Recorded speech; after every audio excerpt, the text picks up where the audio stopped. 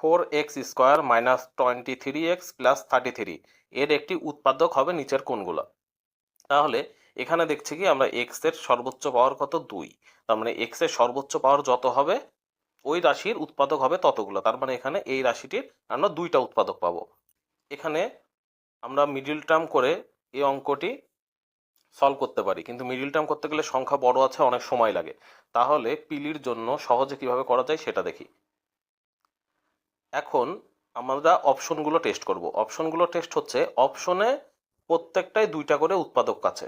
তার মানে আমরা যে কোনো একটা উৎপাদক ধরে নেব যেটার মান ছোট থাকে। তার মানে এখানে 4x মাইনাস 11 আছে, তার মানে x সমান আমরা পাই 11/4। তার এখানে x মাইনাস 3 আছে, তার মানে x সমান আমরা 3 পাবো। তার মানে আমি নিয়ে আগে কাজ করে দেখি কি হয়। তার মানে আমরা যে কোনো একটা উৎপাদক সমান 0 লিখব। এবার x সমান কত পাচ্ছি 3, এই মানটা এই রাশিতে বসিয়ে দেব। বসিয়ে দিয়ে দেখব যে ওই রাশির মান 0 হয় কি না। তার মানে 3 যদি আমরা বসাই তাহলে 4 ইন্টু 3² মানে 9 মাইনাস 23 ইন্টু 3 মানে হচ্ছে 69 প্লাস 33।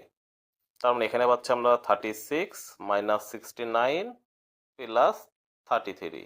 তার মানে এই যে আমরা পাচ্ছি 69, 33 আর 36 আর 33 যোগ করে 69 মাইনাস 69 সমান সমান 0। তার মানে আমরা সহজেই বলতে পারি x মাইনাস 3 এই রাশির একটি উৎপাদক হবে। এখন x মাইনাস 3 অন্য কোথাও আছে কিনা দেখি। x মাইনাস 3 অন্য কোথাও নেই, তার মানে এই হবে আনসার। এখন যদি বি অপশনে x মাইনাস 2 এর বদলে x মাইনাস 3 থাকতো, সেক্ষেত্রে আমরা এই 4x মাইনাস 12 কে আবার x সমান 12/4 করে এইখানে মান বসিয়ে আমরা দেখতাম 0 হয় কিনা। তার মানে আমরা এখন সহজেই বলতে পারতেছি যে এই এ নম্বর অপশনই নিম্নে উৎপাদক।